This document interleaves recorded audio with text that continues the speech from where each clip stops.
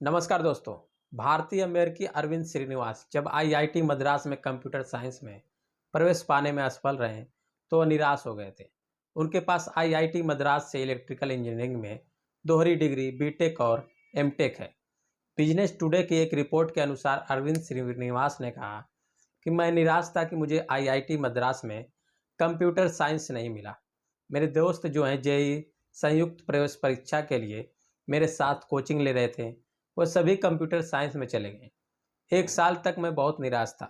अरविंद श्रीनिवास ने पहले सेमेस्टर के बाद इलेक्ट्रिकल इंजीनियरिंग से कंप्यूटर साइंस में स्विच करने की कोशिश की, लेकिन मामूली अंतर से चूक गए।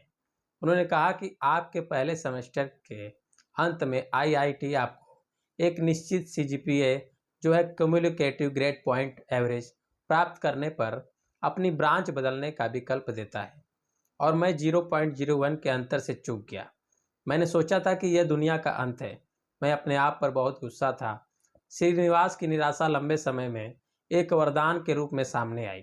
आज अरविंद श्रीनिवास आर्टिफिशियल इंटेलिजेंस आधारित search engine startup perplexity AI के सीईओ हैं। अरविंद श्रीनिवास ने खुद की मेहनत के दम पर करोड़ों की कंपनी खड़ी कर दी। आईआईटी मद्रास से बीटेक और एमटेक करने के बाद उन्होंने कैलिफोर्निया विश्वविद्यालय से कंप्यूटर साइंस में पीएचडी भी की। अरविंद ने डेनिस यारात्स, एंडी कोनविक्सकी और जानी हो के साथ मिलकर 2022 में एआई फर्म परप्लेक्सिटी एआई की स्थापना की। हालांकि इससे पहले उन्होंने डीप माइंड, गूगल और ओपन एआई में इंटर्नशिप की। बाद में उन्होंने ओपन एआई में एक रिसर्च साइंटिस्ट की भूमिका भी निभाई। परप्लेक्सिटी एआई को 2022 में लॉन्च किया गया। यह एक आदर्श बदलाव का प्रतिनिधित्व करता है कि हम इंटरनेट के ज्ञान के विशाल भंडार के साथ कैसे बातचीत करते हैं। अपने पूर्ववर्तियों के विपरीत यह केवल सरफेस लेवल कीवर्ड पर निर्भर नहीं है।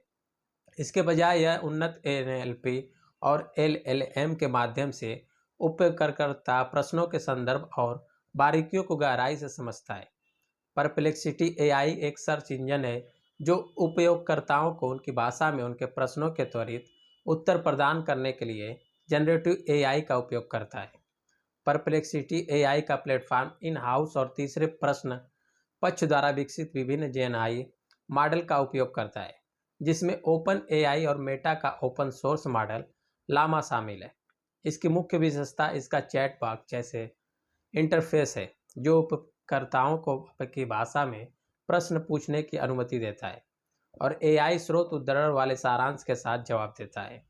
यह बिल्कुल इसके विपरीत है कि हम गूगल पर खोज करने के आदी हैं, जो हमें केवल प्रासंगिक पृष्ठों की एक सूची प्रदान करता है, लेकिन उससे अधिक कुछ नहीं। परप्लेक्सिटी एआई पर काम करना एक सरल प्रक्रिया है। आपको केवल अपनी क्वेरी सीधे प्लेटफॉर्म पर दर्ज करनी होगी, चाहे आप किसी विशिष्ट विषय पर तथ्यात्मक जानकारी, स्पष्टीकरण या अंतर्दृष्टि चाहते हो। अपनी क्वेरी को संक्षेप में तैयार करने से परप्लेक्सिटी एआई को आपकी जानकारी की ज़रूरतों को प्रभावी ढंग से समझने में मदद मिलेगी। फिर परप्लेक्सिटी एआई एक रिजल्ट पेज तैयार करता है जो आपके प्रश्नों के सटीक और संक्षिप्त उत्तर प्रस्तुत करता है।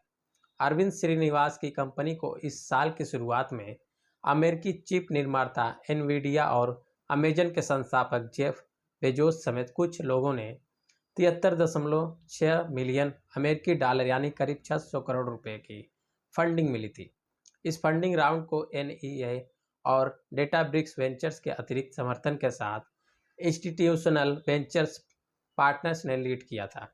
इसने परप्लेक्सिटी एआई का मूल्य 520 मिलियन अमेरिकी डॉलर यानी करीब 4,300 करोड़ रुपए आंका था।